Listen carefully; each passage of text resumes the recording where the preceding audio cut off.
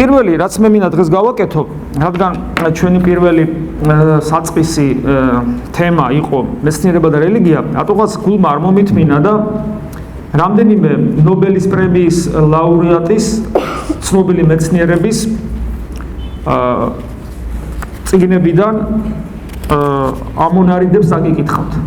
მე არ მიყვარს საერთოდ ამონარიდების კითხვა, იმიტომ რომ დამღლელია ხოლმე მოსასმენად, მაგრამ ცოტა ხანი გაუძლებთ.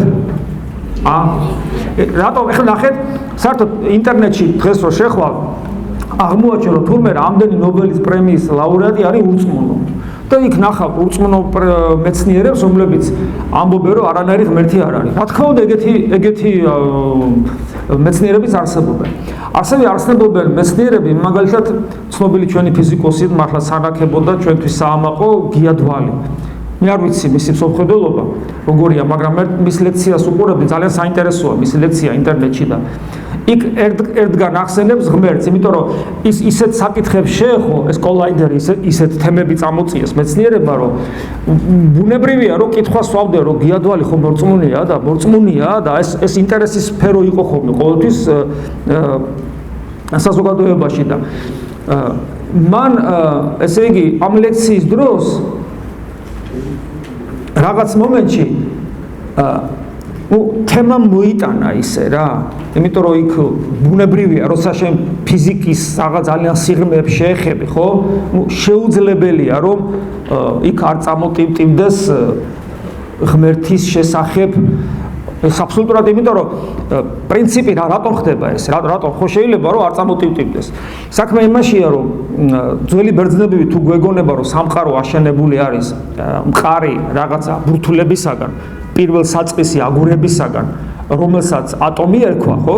ძველი ბერძნული სიტყვა ეს ატომი. მაშინ მეცნიერება პრინციპში ღმერთს ვერ შეეხება, იმიტომ რომ მისტიკა არ არის. ანუ სამყაროში არ არის მისტიკა. აგურები მაქვს, ეს აგურები ვიცი, თავის ზომა, წონა აქვს, ატომი ქვია და ამ აგურებით არის აშენებული ეს სამყარო და ნუ ეს არის აგური. ისევე როგორც თუ უჯრედი მეგონება პატარა მიკროსკოპიული ლორწოვანი რაღაცა პატარა ზომის ლორწოვანი თავის გარსი რო აქვს რაღაც წარმონაქმნი და აი დარვინის დროს ესე ეგონა. ევოლუციის თეორიის და საერთოდ მკვდარი მატერიისაგან ცოცხალი მატერიის წარმოშობის ერთ-ერთი ამ თეორიის განმამტკიცებელი და საფუძველი ერთ-ერთი იყო ის, რომ მე ხო შევდგები უჯრედებისაგან. უჯრედი არის ერთი რაღაც ლორწოვანი წარმონაქმნი, არაფერია, ლორწოა პატარა. ეგეთი ლორწოებისაგან შედგება ადამიანი. როცა ესეთი მარტივი წარმოდგენა გაქვს მატერიაზე და ცოცხალ უჯრედზე, შესაძლებელია, რომ რაღაც საყრდენი იყოს მატერიალიზმის, მაგრამ როდესაც განვითარდა კაცო ელექტრონული მიკროსკოპი გაჩნდა და უჯრედი ნახეს, რომ ლორწოვანი ბურთულა კი არ არის, თელი რაღაც საოცრებაა და ასევე რომ ნახეს, რომ სად არის ის ატომი, რომელიც არაფერი არ არსებობს, სინამდვილეში ყველაფერი ენერგიაში გადადის და ცნობილი ფორმულა გახსოვთ, ხო? ენერგია უდრის მასა გამრავლებული რაზე? c კვადრატზე. c კვადრატი მგონი სინათლის ის არის, ხო?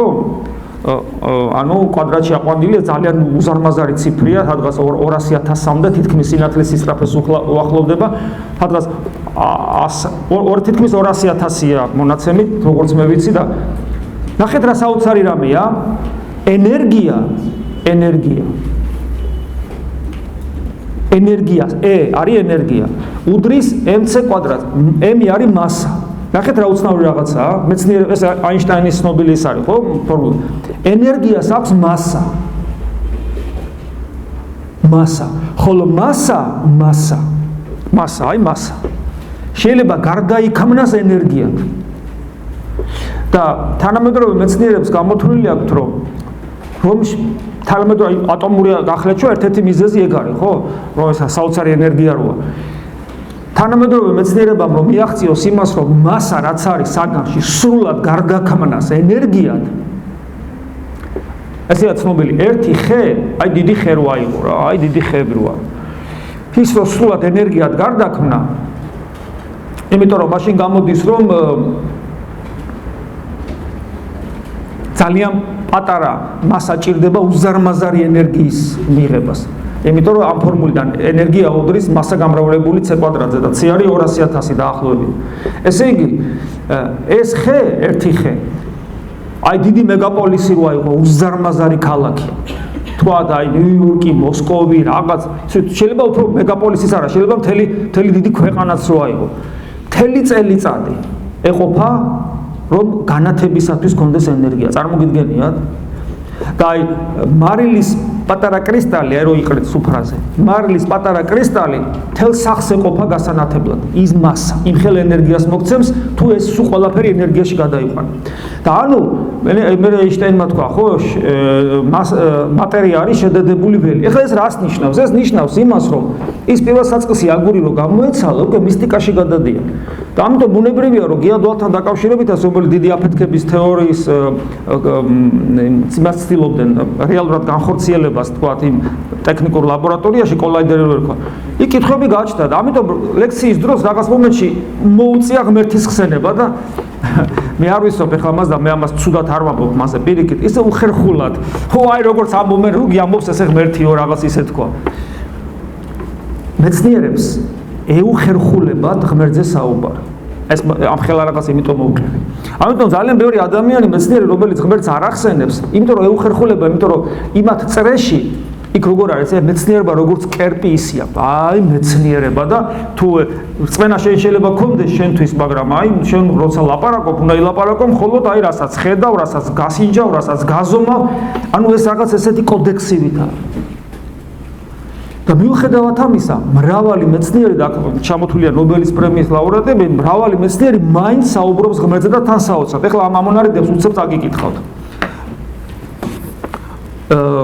უილიამ ფილიპს ფიზიკოსია ეს. მისი ამონარიდი, მისი წიგნიდან. ნობელის პრემიის ლაურეატებში უმრავლესობა მორწმუნეა. უბრალოდ ამ თემაზე ნაკლებად საუბრობენ, რაც გითხარით. და ნახეთ, მე მწამს პიროვნული ღმერთი. თან ფიზიკოსი ამბობს. ეს მე-20 საუკუნე, აქ ვისაც წაგიკითხავთ, ყველა მე-20 საუკუნეა. მე მწამს პიროვნული ღმერთი. მე მწამს, რომ სამყაროს ის უზუსტესი რეგულაცია, რომელიც ასე საჭიროა მასში სიცოცხლის განვითარებისათვის, გონიერ შემოქმედზე მიუთითებს. მეცნიერებაში ზოგიერთი რამ ღმერთის ჩარევის გარეშე აბსოლუტურად აუხსნელი. აჰა. ეხლა ჩვენზე კარგად იცის მან სამყაროს აგებულებაც, იმიტომ რომ ფიზიკოსია და ასე შემდეგ. შემდეგი ჯოზეფ მარი, ფიზიოლოგი და მედიკი. ანუ ადამიანის ორგანიზმი ჩვენზე უკეთესად იცნობს. მეცნიერებასა და რელიგიას შორის დაპირისპირებას ობიექტური მიზეზი არ აქვს. ყოველდილას იმით ვიწყებ, რომ იმ დღეს შემოქმედს ვუძღვნი. ესეა. რიჩარდ სმოლი, ეს ძალიან საინტერესო ადამიანია, ქიმიკოსია და მას ამერიკის სენატში ნანოტექნოლოგიების მამად მოიხსენ. ნანოტექნოლოგიები იცით რა არის? არის უმცირესი მოლეკულური, აი თანამედროვე ციფრული ტექნიკა. შორხო ვიცით, რომ ის პატარა კრისტალია და უზარმაზარი. აი მაგალითად დღეს ლეპტოპი რასაც ქვია, ხო?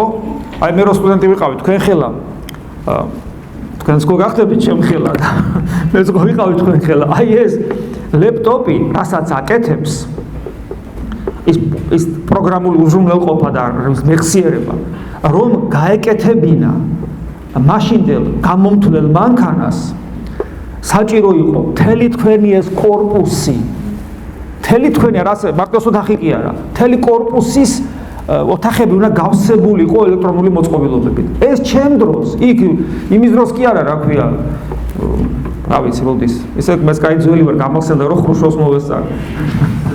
ხო, ნუ მაინც, ესე წარმოგიდგენია. და ხო არ გონია ესე მიუჯდებოდი კლავიატურაში და დაგიწერდა და ურთულესი ენა, ერთ-ერთი ენა მახსოვს ფორტრანი რაღაც ესეთი ენა ერქვა. მე ისე დავამთავრე ტექნიკური უნივერსიტეტი, რომ მე ზიზღებოდა გახედო არ მინდოდა. ახალი ენა უნდა გესწავლა, რომ მანქანასთან ურთიერთობა შეგძლებოდა, რომ რაღაცა პატარა რაღაც მათემატიკური ამოცანა გადაეწყვეტა. და წარმოგიდგენთ რა მოკლე ხანში ახლა ახსისებებელი ხო არა ვარ რა. ეს ყველაფერი როგორ დაპატარავდა. აი ეს არის ნანოტექნოლოგიების განვითარება. ანუ მოლეკულურ დონეზე. ის რაც იყო, აი თქვა ტრანზისტორი, რაღაც ხელსაწყო. ადრე იყო ლამპა. და მე ეს დაპატარავდა გახდა პატარა ტრანზისტორი. მე გახდა მიკროსქემა, რომელშიც რამდენიმე ტრანზისტორი იყო. და საბოლოო ჯამში ეხლა დღეს პატარა მიკროსქემა, მიკროჩიპებს რო ეძახიან, იტევს აი ყველაფერს. რატო? იმიტომ რომ ეს მოლეკულურ დონეზეა ეს ყველაფერი. წარმოგიდგენიათ, აი ამის მამად იწოდება. ხო, საინტერესოა, ესე იგი როგორ დონეზე რადონის მეცნიერია.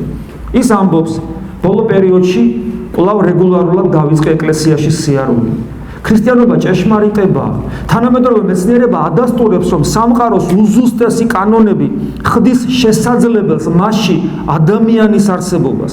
საღვთო გეგმაში ადამიანს ჩვენ გარკვეული როლი გვაქვს. უნდა გვიყვარდეს ერთმანეთი და ვიყოთ ღმრთის თანამუშაკნი მისი გეგმის განხორციელებისას. სუფთა ქრისტიანული პოსტულატები. ნევილ მოტი, ესეც ფიზიკოსია. მე მწამს ღმერთის, რომელიც ლოცვებზე პასუხს იძლევა, რომელსაც შეიძლება ენდო და რომლის გარეშე სიცოცხლეს აზრი ეკარგება. ქრისტეს აღდგომის რწმენა იმდენად ძლიერია და ისეთ რამეს შეიცავს, რომ უკვე აგერ 2000 წელი გავიდა და ეს რწმენა კვლავ ცოცხალია. ღმერთი მუდამ გვესაუბრება და ჩვენც უნდა ვუსმინოთ, ვკითხოთ, თუ როგორ უნდა ვიცხოვროთ, რა გზით ვიაროთ. ადამიანის ცნობიერება, მეცნიერების კვლევის მიღმა. ნახეთ რას ამბობს. ანუ ადამიანის ცნობიერება ტვინზე კი არ დაიყვანება. ეს მეცნიერება, ანუ მატერიის საკუთრება აღარ არის, ანუ სულის საკუთრება. ესეც ქრისტიანული სწავლება. ქრისტიან ანფინსენი, ესეთი მეცნიერია, ეს ყველა ნობელის პრემიის ლაურეატია, ქიმიკოსია ეს. ეს ცოტა ყვეთრად ამბობს, მხოლოდ სულელი შეიძლება იყოს ურწმუნო. ჩვენი არსებობა მხოლოდ ყოვლის შემძლე და ყოვლის მცოდნე არსების არსებობით შეიძლება აიხსნას. ენტონი ხიუში, ფიზიკოსი. მე მწამს ღმერთის უაზრობაა მოსაზრება, რომ სამყარო და ჩვენ კოსმიური მასშტაბის შემთხვევითი პროცესების შედეგნი ვართ. მე როგორც ქრისტიანი ცხოვრების საზრის შემოქმედისადმი რწმენაში ხედავთ. ჯონ ეკლსი, ფიზიოლოგი და მედიკი.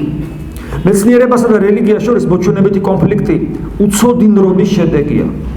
თუმცა არა მარტო უცოდინრობის. მე მინახია დისპუტები თქვა ათეისტებსა და მორწმუნეებს შორის. ნუ რა ვქნა, ხა შეიძლება ცოტა ძნელია ხა ჩემთვის ამ ჩემი მდგომარეობიდან, იმიტომ რომ მე დაინტერესებული მხარე ვარ, თავისთავად ცხადია და მე ყოველთვის ვარ, რა თქმა უნდა, მორწმუნეების მხარეზე. ბუნებრივია ახლა. ხო, ვერ ვიქნები უწონოს მხარეზე და რა ვქნა. მაგრამ მაინც ჩემი სუბიექტური ხედვა და მინდა ვიყო გულწრფელი. მე ამას ვამბობ ღვთის წინაშე. მართალია ვარ დაინტერესებული მხარე. მართალია ვარ, ესე იგი, გამიზნულად და ყველანაირად მორწმუნეების მხარეზე, მაგრამ როცა მე მათ დაპირისპირებას უყურებ, მე მინდა ვიყო ცივი გონებით მინდა შევაფასო, რომ რაღაცნაირად უფრო მეტად ჩავწვდე აი ამ კამათის არს, მაგრამ ყოველთვის მეჩვენებიან, რომ ათეისტები ძალიან სულელურ მდგომარეობაში იყენებენ თავს. ამასთანავე ერთ-ერთ დისპუტს უსმინე და ერთი წამოხდა ერთი ათეისტი და რა ღმერთიო, კაცო, ჩვენა ვართ ღმერთი ადამიანებიო, ჩვენ. ხო, ნუ ეხლა თუ ვისაც უნახავს გარდაცვლილი ადამიანი, ნახავთ ერთი როგორი ღმერთია და მით უმეტეს როცა უკვე წლები გავა და მე როგორც ღვთელს მინახია გახსნილი სამარხიც და ძნელია რო თქვა, რომ ეხლა ის რასაც ხედავ, ის ღმერთია. ჩვენ ვიცით ადამიანები, რომლებსაც თავი ეგონათ ესეთები. ყოველ შემთხვევაში ამას შეიძლება დეკლარირებას არ უკეთებდნენ, ნუ ფარაონები ამბობდნენ, მაგრამ თქვა იგივე მე-20 საუკუნეში ამის დეკლარირება არ ხდებოდა, მე ვარ ღმერთი, თუმცა აღმოსავლურ რელიგიას ეს ახასიათებს, იგივე ბუდიზმზე ამას აგიკითხავთ. არა მაგალითად მომყავს ხოლმე ადოლფ ჰიტლერის მაგალითი ხშირად ქრონიკებში თუ ნახავთ, თუ როგორ იქცევა ადოლფ ჰიტლერი, როცა ის საუბრობს. იმას აშკარად გონია, რომ ღმერთია. ყოველ შემთხვევაში აი შინაგანი განწყობა ეგეთი აქვს. ხო და რა დარჩა იმ ღმერთისაგან ესეც ვიცით. ამიტომ როცა მე უყურებ ათეისტებს, ნუ რა ვიცი, ხოლმე შეიძლება შეგებრალოს ესეთი თან უბედურება ის არის, რომ ათეისტებს აქვთ ერთი პრობლემა. შეიძლება ადამიანს მართლა მე ხალხო მინდა ვირწმუნო რა კარგია, ხო, ცუდია რომ ღმერთია, კაცო, ცუდია, შენ მარადიული არსება ხარ. მინდა, მაგრამ ვერ ამწამს და და უთხრიათ ესეთი, რომ აი მართლა მშობს იმისი, ვისაც წამს. მაგრამ ათეიზმის უბედურება იმაშია, რომ ხედავ ადამიანს, რომელსაც უხარია და სიხარულით ამტკიცებს. კაი, თქვათ არ არის და რა გიხარია მე? რატო უნდა გიხარო? საწყენი არ არის. აი ეს არის. ხო და რა ვიცი, ყოველ შემთხვევაში უცოდინრობის ბრალი არ არის მარტო. ეს არის რაღაცა შინაგანი თითქმის დემონური მდგომარეობა. დემონური მდგომარეობა არა უზნეობის თვალსაზრისით ათეისტებს აღიზიანებთ ხოლმე, როცა იტყვი რომ მორალის საფუძველი არის რელიგია. ამაზე ძალიან ბრაზდებიან ათეისტები. პრინციპში სამართლიანად ბრაზდებიან, იმიტომ რომ მართლაც რელიგია არ არის მორალის საფუძველი. მორალის საფუძველი თავად ადამიანის უკვდავის სულია. ის ზნეობრივი კანონი, რომელიც ღმერთის მიერ ჩადებული. ადამიანის ცხოველი რომ იყოს, მას მორალი არ ექნება. აი, ამის მაგალითი. სულ მომყავს ეს მაგალითი, ვინც თქვათ ჩემს შეხვედრებს ესწრება, შეიძლება მოვაბეზრე თავი, მაგრამ ძალიან ლამაზი მაგალითია, გედის მაგალითი, ხო? იცით, ვინც ესწრებით ხოლმე შეხვედრებს. თქვათ ადამიანს ყავს გედები და ქორწინდებიან გედები. გედი რო დაწყვილდება, იმ წყვილს არასოდეს არ ღალატობს. და თუ მოკვდა ერთ-ერთი გედი, არასოდეს არ ქორწინდება ცოცხლად დარჩენილი გედი მეორედ. მაგრამ არც ერთ ადამიანს, ვისაც გედები ყავს, ვისაყავს გედები, ეს პათამი არ ვიცი, მაგრამ ვისაც თავუშვათ. არც ერთ ადამიანს არ მოუვა თავში აზრად, რომ ეს თავისი გედი აქოს, რა გედი მყავს, რა გედი მყავს, ეთი განახა, რა ყავს ესეთი კაცო. არ ღალატობს თავის იმას მეწყვილეს და თუ დაქვრივდა, წარმოგიდგენია, ამდენი გედი მიუგზავნე და არაფრით არ გატყდა. რატომ არ აქებს გედების პატრონი გედს? იმიტომ რომ ყველა გედი ესეთია. გედს მორალი არ ჭირდება. იმიტომ რომ გედი ესეთია, გედს არ შეუძლია, ბუნებითად არ შეუძლია დაქორწინდეს სხვაზე. ამის უნარი არ აქვს. ეგეთია. აი ადამიანს შეუძლია უღალატოს და შეუძლია არ უღალატოს. ქვრივი შეიძლება დაქორწინდეს და შეიძლება არ დაქორწინდეს. ადამიანს დიაპაზონი აქვს, რადგან ზნეობრივი დიაპაზონი აქვს, ამიტომ მას აუცილებლად აქვს მორალური საყრდენი ზნეობრივი კანონი, რომელიც ეუბნება. რადგან დიაპაზონი აქვს, ამიტომ აქვს ეს კანონი. დიაპაზონი, ახლა გეძეს დიაპაზონი რო არ აქვს ეს კანონი, მას არ ჭირდება. რადგან აქვს ადამიანს ეს დიაპაზონი, აქვს ეს კანონიც. ამიტომ მორალის საფუძველი, რა თქმა უნდა, ადამიანში ჩაწერილი ზნეობრივი კანონია. ეს ხო უკვე ნიშნავს, რომ ადამიანი ცხოველი არ არის. ეს ხო უკვე ნიშნავს, რომ ადამიანი ფიზიოლოგიის გარდა კიდე სხვა რამეა. ამას ნიშნავს. ამიტომ მათ აღიზიანებთ ხოლმე, რა თქმა უნდა, ეს სამართლიანად, მაგრამ მეორეს ხო სწორედ ზნეობა მიანიშნებს იმაზე, კანტიც ესე ასაფუთებდა ღმერთის არსებობას, რომ ადამიანს შიგ აქვს ზნეობრივი კანონი და თავისუფლება პლუს. ეს არის საფუძველი, ერთ-ერთი საფუძველი ღმერთის არსებობის. ამიტომ უცოდინრობის ბრალი კი არ არის ეს კონფლიქტი. მარტო უცოდინრობის ბრალი, არამედ ადამიანში იმ დემონური მდგომარეობის ბრალი, რომელსაც არ უნდა ღმერთი. რატომ არ უნდა? რატომ არ გინდა შენ ზემოთ რო იყოს ღმერთი? ამის ახსნა არის ლოგიკურად აბსოლუტურად შეუძლებელი.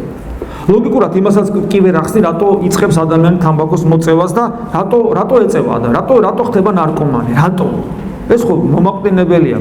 პლუს თამბაქო კიდე მყრალი და უსიამოვნოა. ყოველ შემთხვევაში რო იწყებს ადამიანი და ეხლა მე ადამიანი ყველა ნაგავს ეჩვევა, კაცმა რო თქვას. ასე რომ ლოგიკურად ეს აუხსნელია, როგორც დიდი ბოროტება.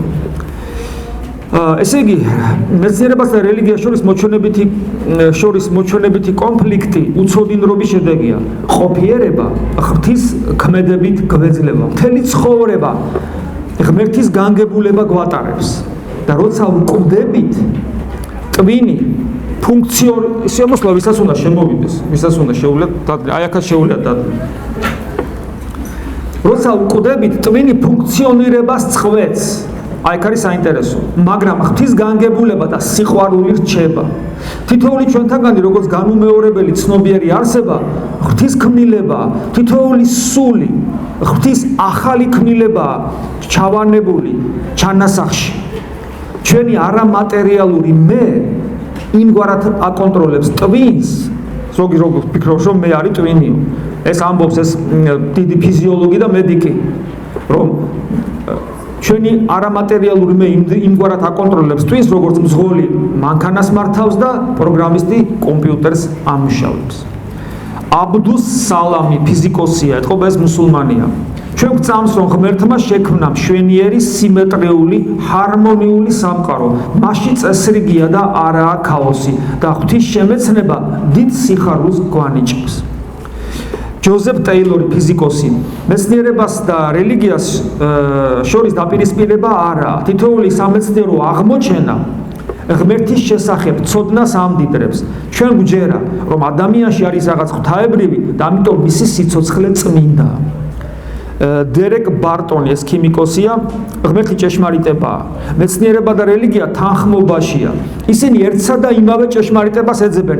მეცნიერება გვიდასტურებს რომ ღმერთი არის. ვალტერ კოუნი ქიმიკოსი რელიგია მნიშვნელოვნად გაამდიდრა ჩემი ცხოვრება. და მე თავის შვილებზე საუბრობს რომ რა ბედნიერია რომ შვილებიც ესე რელიგიურები არიან და ასე შემდეგ. არნო პეზიასი ეს ფიზიკოსია. ჩვენს ხელთ არსებული ყველაზე უზუსტესი მონაცემები მთლიანად შესაბამისობაში იქნებოდა ჩემს შეხედულებებთან იმ შემთხვევაშიც კი ხელთ მხოლოდ ბიბლია რომ ქონოდა. წარმოგიდგენიათ? ბიბლიას ესე აგდებით რომ უყურებენ ხოლმე ზოგიერთი ვაიმეცნიერი. აგე ფიზიკოსი რას ამბობს ნობელის პრემიის ლაურეატი. ისიდორ აიზეკ რაბი ფიზიკოსი. ფიზიკამ კეთილმოგზალებით ამავსო და რატომ? და მომგვარ აზრი პირველ მიზეზთა შესახებ. ანუ ფიზიკის შესწავლამ ადამიანი დააფიქრა ამ ყველაფრის საწყისზე. ამით ღმერთს მიუახლოვდი. და ეხლა ძალიან კარგ რამეს ამბობს და აკარგია რომ ეს ყოველთვის იყოს იგივე ჩვენ სასწავლებლებშიც ამგვარი. ეს ნობელის პრემიის ლაურეატი ნახეთ რას ამბობს. ყოველი სტუდენტი რომელსაც ჩემთან ახალი პროექტი მოაქვს, სამეცნიერო პროექტი ვეკითხები, ეს ღმერთთან მიგაახლოვებთ? საინტერესოა დამოკიდებულება პედაგოგის. შენ იკვლევ რაღაცას. ამით უფრო დაუახლოვდები ღმერთს. ეს არის აი მართლა ზნეობრივი შეფასება, ზნეობრივი დამოკიდებულება, უფრო სწორედ ზნეობრივი დამოკიდებულება მეცნიერებისადმი. და კიდევ ერთი არტურ შავლოვი, ესეთ ფიზიკოსია, სამყაროში არსებულ მოვლენებზე ჩვენ უნდა დავსვათ კითხვა. არა მხოლოდ როგორ ხდება ეს, არამედ რისთვის. ან იგივე რატომ? ამ შეკითხვაზე კი მხოლოდ რელიგია პასუხობს. სწორია. ეს პასუხები ქრისტიანობაში ვიპოვე. მეცნიერული კვლევა თაყვანისცემის აქტია, რადგან ღვთისქმნილებას უფრო და უფრო მეტ სასწაულს გვიჩვენებს. ანუ რაც უფრო მეტად უღმავდები, უფრო მეტ სასწაულს ხედავ. სამყარო ისეთი საკვირველია, რომ წარმოდგენაც კი არ შემიძლია, რომ იგი შემთხვევითი მოვლენების შედეგია. საბედნიეროდ გვაქვს ბიბლია. განსაკუთრებულად კი ახალი აღთქმა, სადაც ასე მრავალი რამ წერია ღმერთის შესახებ. ვთვლი რომ ჩვენი გადარჩენის გზა ქრისტეს მიბაძვაა. აი ეს ამონარიდები, რომელიც მე მინდოდა წამეკითხა, მე თქვა თქვენთვის. ეხლა აი აქ ერთი ადგილი იყო, თქვათ, როდესაც ჩვენ თქვით რომ ესე იგი მეცნიერული კვლევა აი ამ ბოლო ნობელის პრემიის ლაურეატისა სიტყვები ესეთია. მე ვთვლი რომ მეცნიერული კვლევა თაყვანისცემის აქტია, რადგან ღვთისქმნილების უფრო და უფრო მეტ სასწაულს გვიჩვენებს.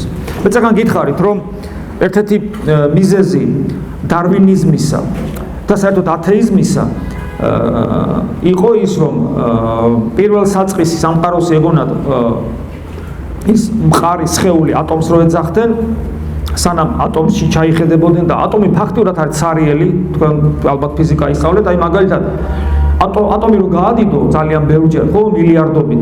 იცით რა აი თქვათ იმ ზომაზე რო გაადიდო თუ ატომგული იყოს თავისუფლების მოედანზე წმინდა გიორგის ძეგლი როა.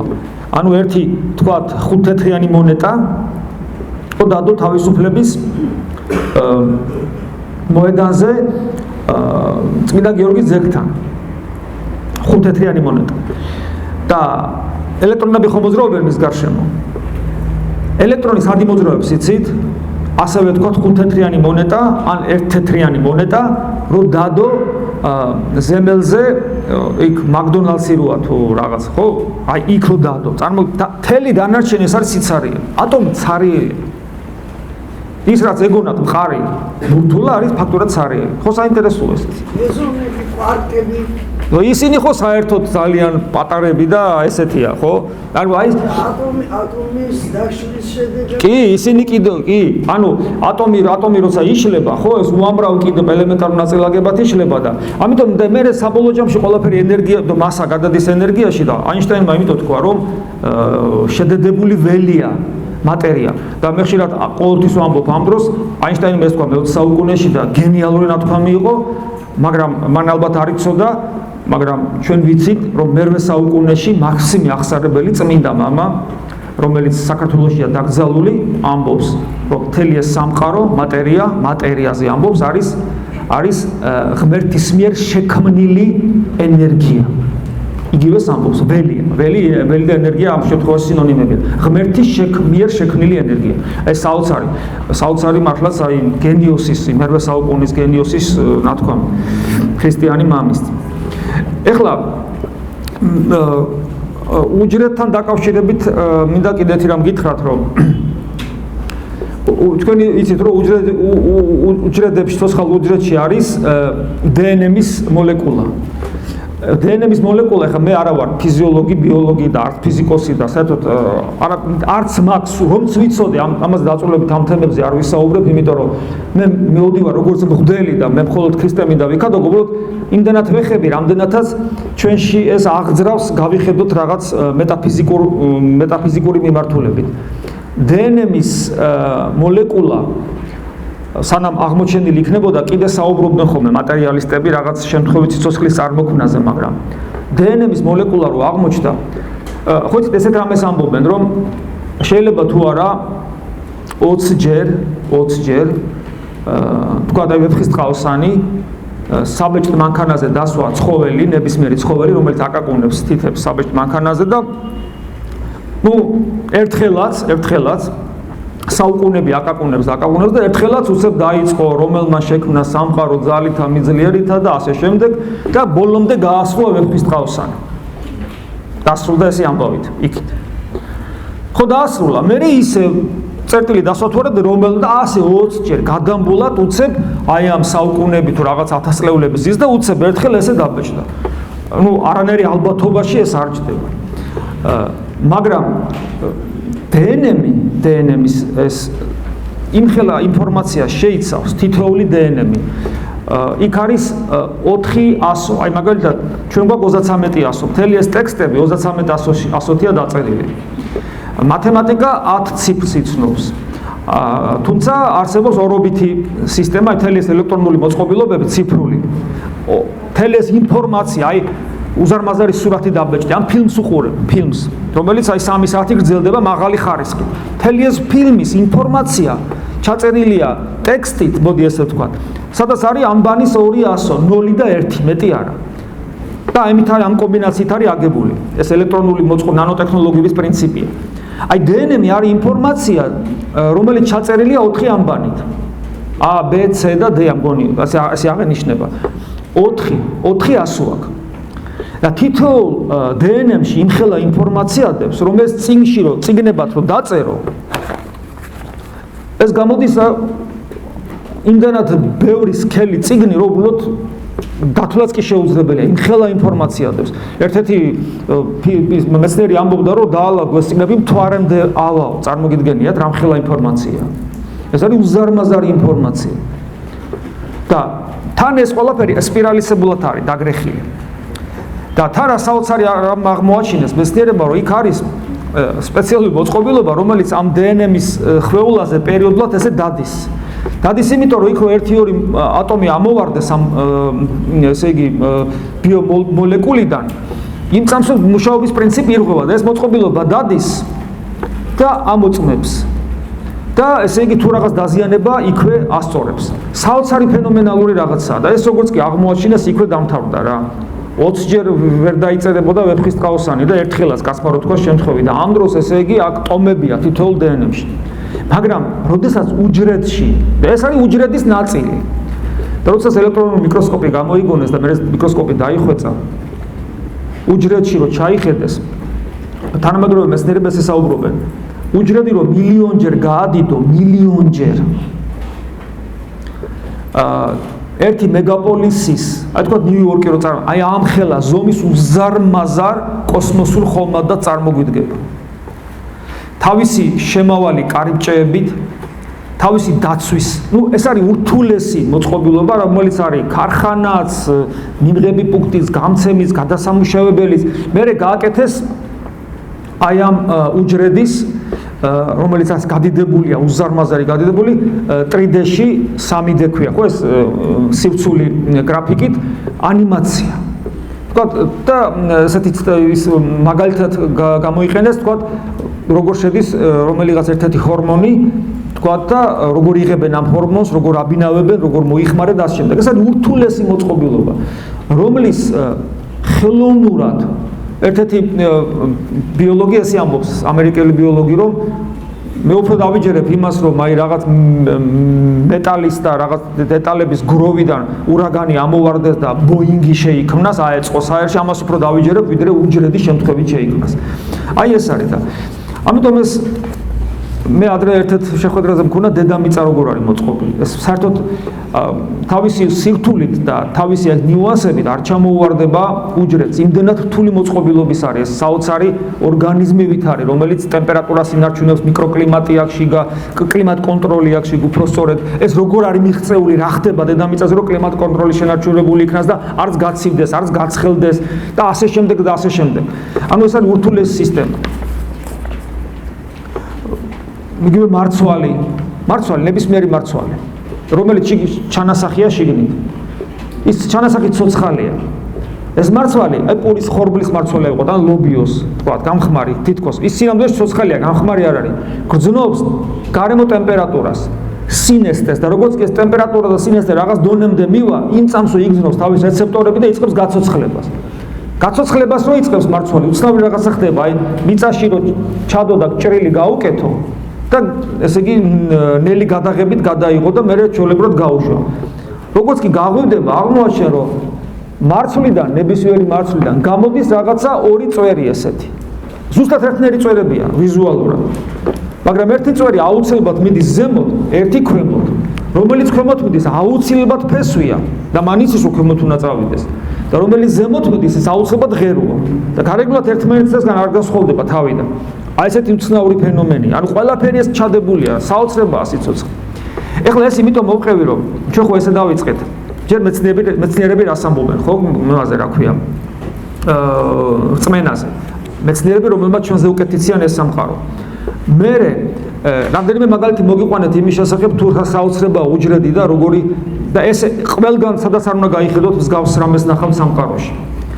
ეხლა საინტერესოა ამ დროს წმინდა წერილი, იგივე პავლე მოციქული, რას ამბობს სამყაროსა და შემოქმედის მიმართება.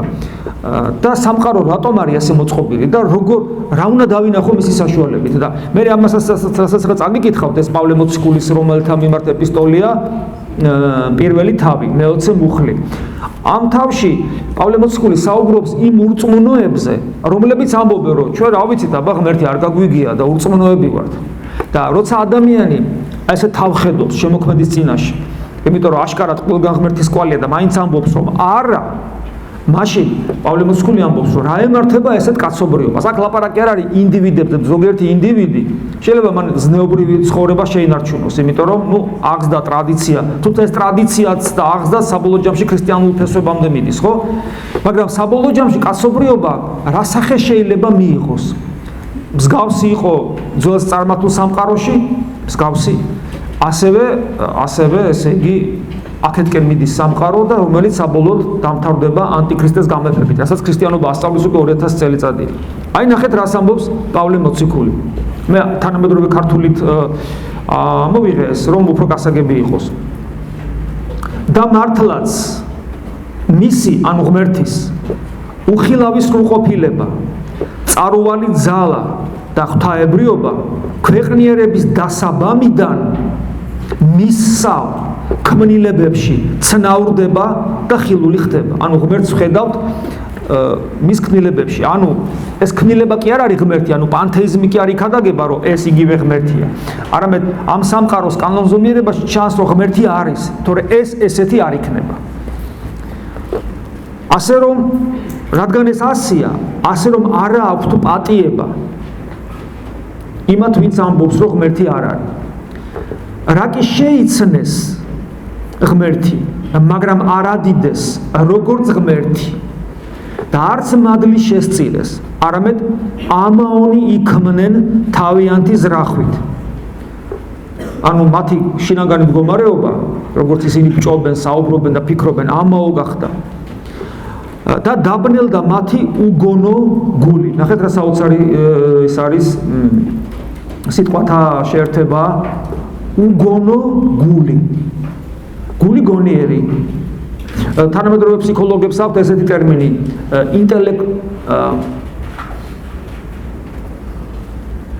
ემოციური ინტელექტი. თანამედროვე ფსიქოლოგიური ტერმინი. არა ინტელექტი, არამედ ემოციური ინტელექტი. ანუ თანამედროვე ფსიქოლოგებიც საუბრობენ, რომ მარტო ინტელექტი არა, ადამიანის ერთი მთლიანობა უნდა იქნას აღქმული. ანუ უგონო გული. რა არის უგონო გული? ანუ ეს არის მინიშნება იმ სულის იმ ნაწილზე, რომელსაც ღმერთის დანახვა შეუძლია.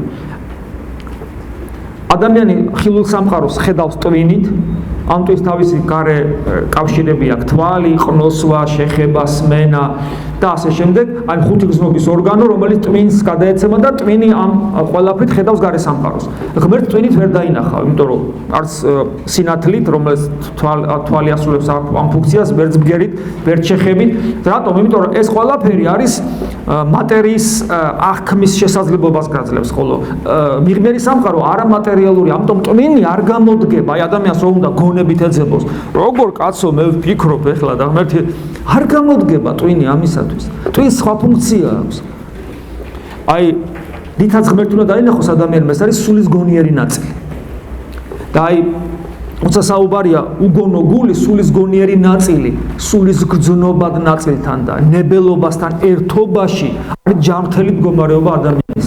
ქრისტიანობა კურნავს ადამიანს. ეს ნიშნავს იმას, რომ ადამიანს აძლევს საშუალებას მისი გონება, გული, აქ შემთხვევაში ტვინი და ეს ტუმბუკი არ არის, რასაც ხორციელი გული კი არ არის, სულის ნაწილებია. სულის გონება, სულის გული და ნებელობა გაერთიანდეს.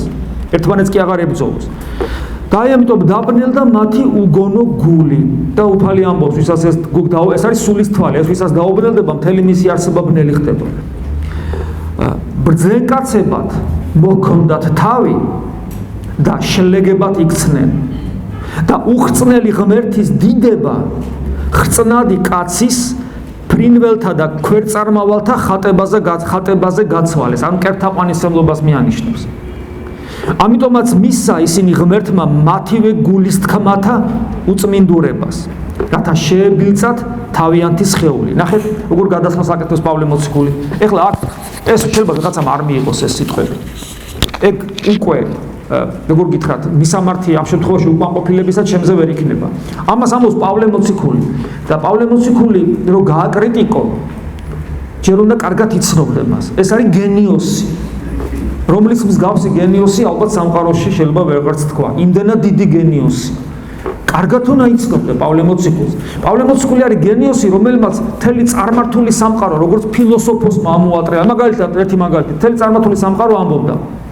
აი ეს გენიალური ბერძენი ფილოსოფოსები, რომ სხეული არის საპყრობილე სულის, ამიტომ სხეული ბოროტებაა.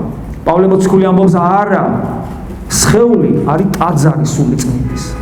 ნახეთ, ეს ადამიანი საიდან სად აიყვანა, მისი სხეულიც კი. მთელი წარმართული სამყარო ამბობდა, ადამიანი იმიტომ ჩადის ბოროტებას, რომ არ იცის, რომ ეს ბოროტებაა. გააგებინოთ ეს არის ბოროტება და სიკეთე და ადამიანი ბოროტებას არ ჩაიდეს. პავლე მოციქული ამბობს, არა. ადამიანმა რომ ციცოდეს რა არის ბოროტება. მაინც ვერ უძალიანდება ამ ბოროტებას, იმიტომ რომ ადამიანის ბუნება მიდრეკილია ბოროტებისაკენ. და ასე შემდეგ პავლე მოციქულს აქვს საოცარი ღრმა აზროვნება, რომელიც მთელ სამყაროს ხანერად გვაჩვენებს. აი ეს გენიოსი ამბობს სწორედ ამას, რომ აი როცა ადამიანი სამყაროში ღმერთის ხედვაზე უარს ამბობს და იმის მაგერად რომ შემოქმედი დაინახოს, ბუნებრივია ხო, ახ ეს და გაიხედოს, არა ფიზიკურად გაიხედოს, არამედ სულიერად გაიხედოს, ხო? როდესაც ამას პავლე მოციქული ამბობს, რომ ადამიანი როცა ამას არ აკეთებს, და ადამიანს არ შეუძლია რა, რომ რელიგიის გარეშე დარჩეს. ამიტომ იგონებს ცრუ რელიგიას, ეს არის კერპთაყვანისმცემლობა. და ამიტომ ამბობს, რომ აგე ქვეწარმავალთა იცით, რომ კერპების გამოსახულებები როგორები იყო. ეხლა ნახე, აქედან პავლე მოციქული გადადის და იმიტომ გითხარით, შეიძლება ზოგი ამას არ იღებს, ანუ როცა ადამიანი ჭეშმარიტებას უარყოფს, ხდება კერპთაყვანისმცემელი და კერპთაყვანისმცემლობა მარტო ქვეწარმავალის და ცხოველის და ადამიანის გაღმერთება არ არის. კერპთაყვანისმცემლობის სახე არის თუნდაც ის, რომ ადამიანს ყველაზე ძალიან ამ სამყაროში უყვარს ფული. ხორციელი სიამოვნება. და პავლე მოციქული ამას სხვა ადგილას ამბობს, რომ ვერცხლის მოყვარეობა, ეს იგივე კერპთაყვანისმცემლობა, ზოგი მუცელს აღმერთებს. ამას ამბობს პავლე მოციქული სხვაგან. ანუ როცა ადამიანი კერპთაყვანისმცემელი ხდება და პავლე მოციქული უკვე იწყებს აი ამ მოვლენის ზნეობრივ შეფასებას და გვეუბნება, რომ თუ ადამიანი ღმერთს უარყოფს, ზნეობრივად მას რა ემართება და აგრძელებს. არა მამა თეოდორე, არამედ პავლე მოციქული. ნახეთ რას ამბობს. ეს წყალი დავლიო სანამ ამას ვიტყვი.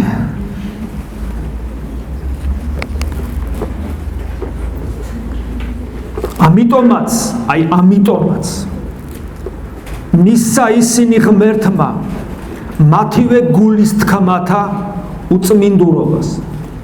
ეგრევე როგორც აქსიომას, ესეთი ადამიანის გული ხდება უწმინდური. რათა შეებილწათ თავიანთი სხეული. ნახეთ, ზნეობაზე როგორ გადადის. ადამიანი, რომელიც ამგვარად შეგნებულად უარყოფს ღმერთს, მისი გული უწმინდურობით ივსება რა, ის ვლინდება სხეულის უწმინდურობაში. შეებილწათ თავიანთი სხეული. ვაგრძელებ. სიცრუეზე გაცვალეს ღვთის ჭეშმარიტება. შექმნილს რომ სახურებდნენ და არა შემოქმედს, რომელიც კურთხეულია უკუნისამდე ამინ. ამიტომ მისცა ისინი ღმერთმა, ანუ მისცა ნიშნავს ხელი არ შეუშალა, ანუ ადამიანის თავისუფლებას ღმერთი არ ეხება. გინდა, ითხოვე და მოგეცემა, გინდა და მიდი, აკეთებ ამას. ამიტომ მისცა ისინი ღმერთმა საგინებელ ვნებებს. და უკაცრავად, ეხლა ჩემი შვილები ხართ, მაგრამ წინა წერილი სიტყვებია, ჩემ სიტყვებს არ ვამბობ.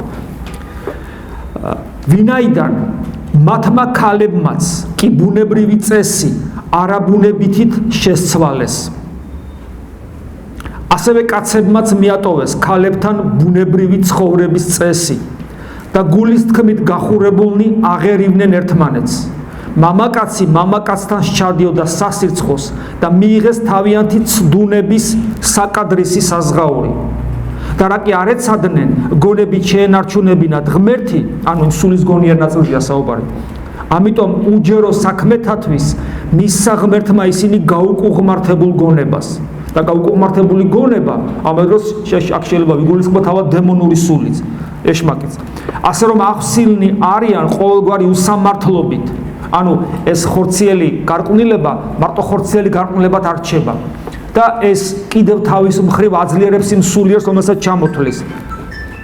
ასე რომ ახსილნი არიან ყოველგვარი უსამართლობით, ბოროტებით, ანგარებით, სიავით, სავსენის შურითა, მკვლელობით, შუღლით, ვერაგობით, უზნეობით, მაბეზღარობით, ავსიტყვანი, ცილის წამებელნი, ღვთისმოძულენი, ქედმაღალნი, ცუდმედიდნი, ბოროტმზრახველნი, დედმამის ურჩნი, უგულისხმონი, უნდონი, უყვარულნი, ულმობელნი, უწყალონი, რომელთა იციან ღვთის სამართალი, რატომ იციან? იმიტომ რომ სინდისი მაინც შენარჩუნებულია. რომელმაც იციან ღვთის სამართალი, რომ ამნაირ საქმეთა ჩამდენი სიკვდილის ღირსნი არიან, მაგრამ არა თუ თვითონ სჩადიან, არამედ ჩამდენთაც თანაუგრძნობენ, რომელთა მიმართ ეპისტოლე პირველი თავი მე-20 მუხლი. ეს სიტყვები არასოდეს არ დაძველდება. ეს სიტყვები ყოველთვის מחვილივით განკვეთს ყოველი ადამიანის შინაგან სამყაროს და გაყენებს არჩევანის წინაშე. როგორი ფსევდოლიბერალურიც არ უნდა გახდეს ეს სამყარო. როგორი იდეებითაც არ უნდა ჭყიპავდეთ ჩვენ ახალგაზრდობას. ეს სიტყვები არასოდეს არ დაძველდება. იმიტომ რომ ადამიანი რო გარდაიცვლება, თავი რომ მოაქვს ღმერთად, როცა თითოეული ჩვენთაგანის სახელი და გვარი არქივის საკუთრება გახდება. ხორცი კუბოში ჩაიდება და მე კიდე მიწაში, აი, შინაგანი სამყარო წარსდგება იმის წინაშე, ვისთან ერთადაც პავლე მოციქული ამ სიტყვებს წერდა და პავლე მოციქული ამ სიტყვებს ქრისტესთან ერთად წერდა.